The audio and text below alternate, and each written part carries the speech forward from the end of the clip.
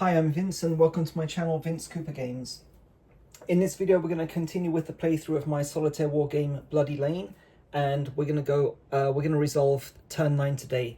I would say briefly that things right now are not looking good. If you want a fuller description of and to bring you up to date, then go ahead and look at turn 8 part 1, which will give you a clearer summary of what's going on. So we'll get straight into it. Okay, we're going to resolve first of all the supply phase. Supply tokens are down here. This is the supply line. So we're going to take this orders token. It shifts to the right, so we're going to resolve it. We're going to put it in the orders box here. Need to remember to use it. This grants us a reroll of 1 Confederate action die. Then the tokens shift to the right, so S2 to S1, S1 to S2, and then we're going to place another orders token here. Okay, so we really want to protect the ammunition and the reinforcements tokens. Okay, this is critical. So we'll be looking to do that this turn. Okay, that concludes the supply phase. Reset Confederate artillery phase. Confederate artillery have an artillery ready token attached, so nothing to do there. Confederate artillery phase. So again, we have two choices. We can fire against the Union artillery here. This is Tompkins battery. Tidwell's battery is up here, but we can't directly attack it. Or we can hold fire. If we fire, the Union artillery will engage in counter battery fire. If we hold fire, the Union artillery will attack the supply line, which is absolutely not what we want them to do. So we're going to have to expose our Confederate artillery, and we're going to attack Tompkins battery here. We're going to roll 2d6 for each gun. Okay, 2 to 4 is a hit, and that will decrease the battery strength up here by 1. So 1, 2, 3 attacks. Attack number 1, we get a 4. Okay, great. So we did cause some damage here. So we're going to roll 1d6, 1 to 2, 3 to 4, 5 to 6, and we get a 6. So this takes a hit. Battery strength is reduced from 2 down to 1. Okay, excellent. Okay, so attack number 2. Get a 5. Oh, that was close. Okay, and attack number 3. 5. So die rolls are improving a little bit. So we did hit once.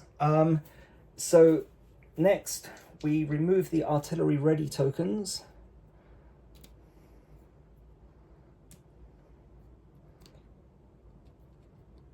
And we replace them with artillery reloading tokens. This will give us a visual indicator that the Union will attack the Confederate artillery. And that concludes the Confederate artillery phase. Union artillery phase. So as I said, because we chose to fire against the Union artillery will now use counter battery fire. The Union have superior artillery. This is indicated, so down here, Boyce is hitting on a 2 to 4. The Union are hitting on a 2 to 5. So we're going to do 1, 2, 3 attacks here, and then we'll do Tidwell's attacks. So 2 to 5 is a hit. 9 is a miss. Good. 7 is a miss. 11 is a miss. Excellent. Okay, maybe the luck's turning. So up here we have Tidwell's battery. Tidwell was not actually where the map would suggest he is. Okay, he was further to the east on the opposite bank of Antietam Creek. So he's got a reduced target, so we're looking here for a roll of 2 to 3 to inflict 1 hit on the Confederate artillery. So, and he's always going to make 3 attacks. So attack number 1, 9 is a miss, 7 is a miss, 8 is a miss. Excellent. Okay, so we're going to get the ammunition token safely through, and we didn't take any hits. So that was a very, very successful little phase there from our point of view. So that was the Union artillery phase. Next is the Union event phase. So this is the Union event table, how to resolve and how to select a target. So because we're resolving turn number 9, we're going to use column B down here and consult these numbers here. So 46 4 times. So Union event number 1. Okay, that's a 15. Let me just get the pen. So column B, 15 is a reform. It has already been resolved. So we go to the next higher number, next higher number, next higher number. Next higher number is 24, smoke. So we're going to place a smoke token in the smoke box. That will impose a -1 penalty on cohesion for both Union and Confederate counters that are attacking. And we're going to write the turn number down here, 9 in the box. Okay, that's Union event number 1. Okay, number 2, 46. Okay, we get a 13. 13 is a reform action. This could work here in their favor.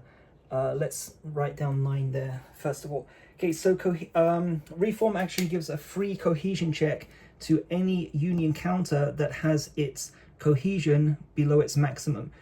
These counters are all intact. The 14th Connecticut here should have a maximum of 2, currently has a cohesion of 1, so it gets a free cohesion check. On a result of 1, the cohesion will go up by 1 to its maximum of 2. Oh. Well, there you go. So luck's run out straight away.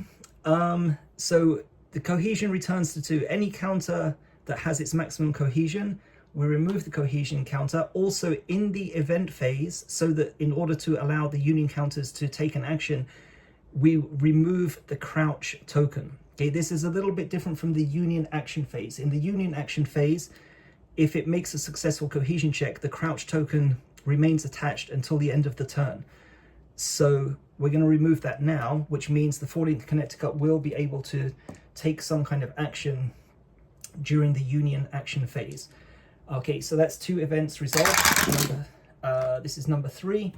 Okay, so that's a 15. 15 column B is reform, has already been resolved. We check up here. We've resolved 24 this turn, so we go to the top here to event number 4, which is a light fire event. We're going to write turn number 9 in the little box here, just to keep track. Light fire event, roll 1d6. On a roll of 1, it's going to inflict 1 hit, 1 loss of cohesion on a random Confederate target. So 1d6. And we, again... Okay, so that's a 1. So it's we need to choose a Confederate target now. So 1 is the 6 Alabama, 2nd is North Carolina, 3, 4, 5, 6 is a reroll. So the target is 6 is a reroll. 1, 6 Alabama. So 6 Alabama has a cohesion of 5. That's reduced by 1 point down to 4. And shout out again to Shane. He mentioned that this would have been in turn 7, the 6 Alabama used oblique fire, but I forgot to turn it 90 degrees. So in turn 8, it was upright. It wouldn't have affected the game, but that should be from turn 7, should be positioned at a 90-degree angle, indicating that it needs to reload. Okay, so that's 3 actions, 3 events done. Event number 4 is a 11. 11 is another light fire event. Okay, so we're going to roll 1d6 again.